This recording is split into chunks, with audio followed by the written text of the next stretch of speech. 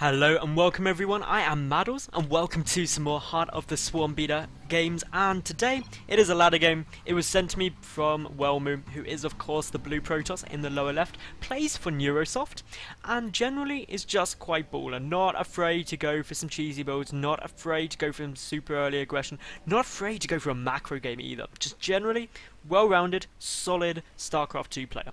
His opponent is in the top right. It's the Red Terran. BeauTeen is the name. Some Korean as the clan tag, and I do not know if it's a Smurf account, if it's just a fake name or something like that, whether it's someone I should know. But what I do know is that they are in the Grandmasters League on the beta servers, and therefore is pretty good, and if nothing else, facing off against Welmu, so must be of a certain caliber at least to be up against someone like that.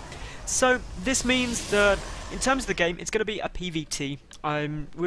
This was just by chance, I'm just casting games as they come in, and I do, for anyone wondering, I do try to make sure that I get decent race distribution and matchup distribution, but unfortunately, especially with the beta games at the moment, it's difficult to try and get exactly equal because there aren't a huge number of replays, especially from pro players and such.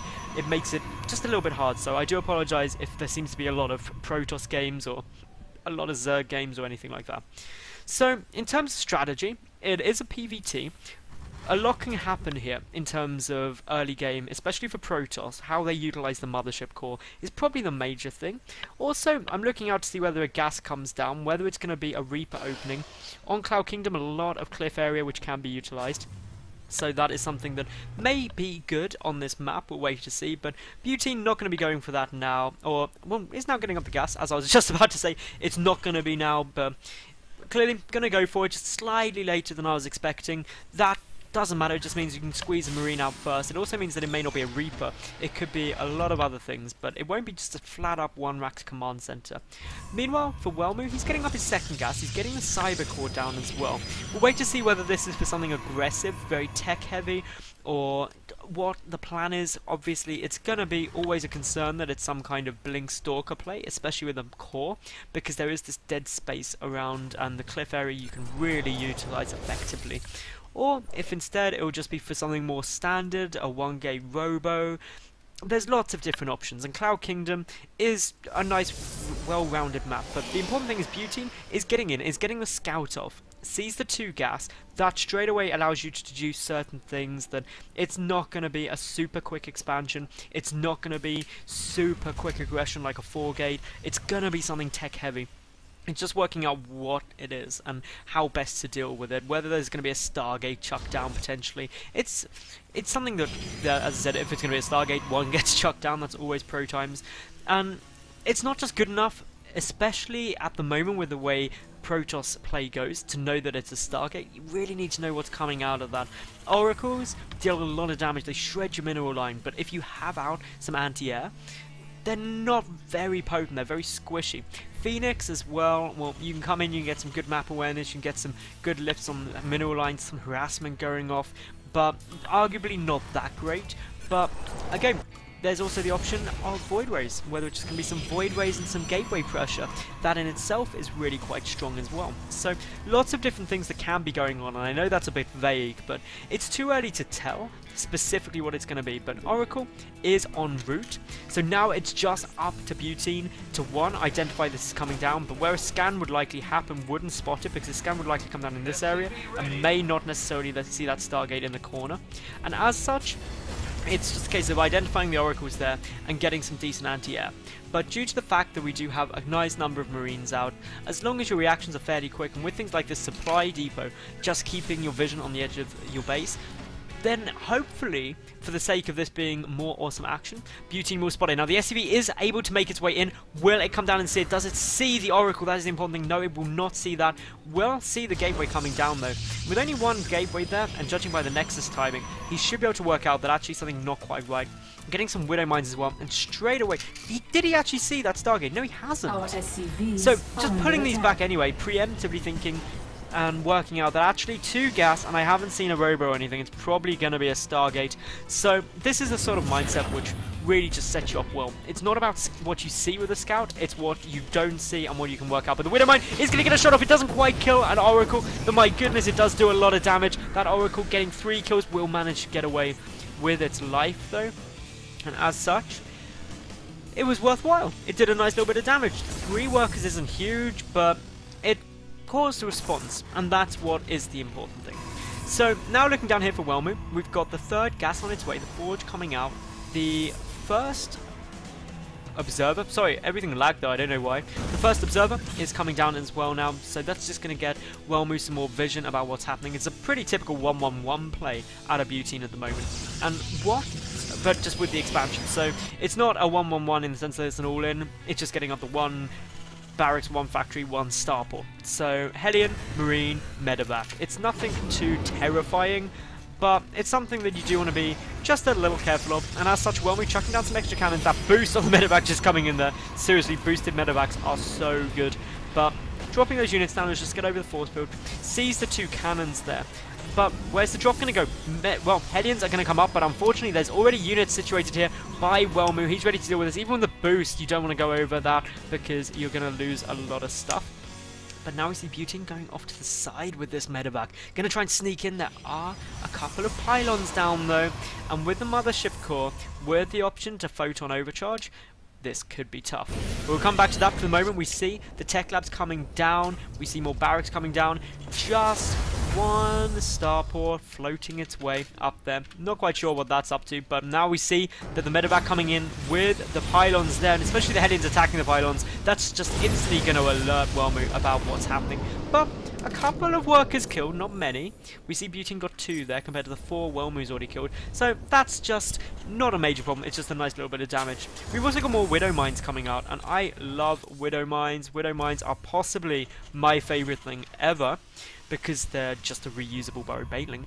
But this is the sort of thing where actually this army will start getting very well rounded. It depends what's coming out. We should see some Banshee just due to their tech lab coming down. So that in itself might make things a little bit more difficult. We'll wait to see whether it is. It could be a few other things. It just depends. But I'm thinking it's going to be a Banshee, just because there's not really a massive need for a Raven unless you desperately want to try and take out that Observer.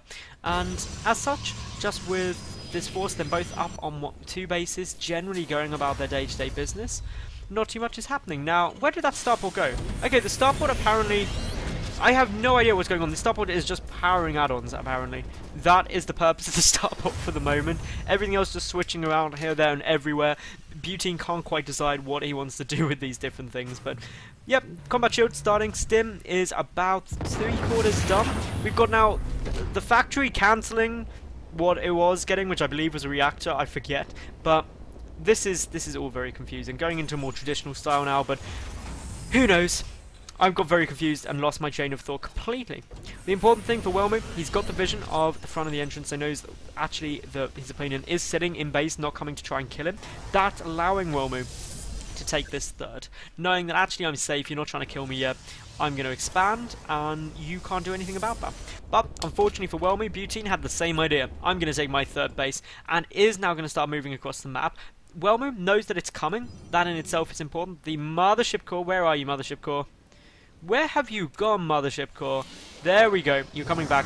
Just down here, a lovely hallucination. Now, this is a really smart move by Welmu, because without any detection, there's no way to know whether this is a real Colossus or not. And to be honest, BeauTeen could just freak out and pull back, but I don't know if he's got the sense of it, but seeing a Colossus there just makes this force look so much more scary, and that was just a really nice play out of Welmu, and has seemed to have the desired effect of not scaring BeauTeen off, but just actually making him think twice before just running up that ramp into the gateway force with a couple of Immortals.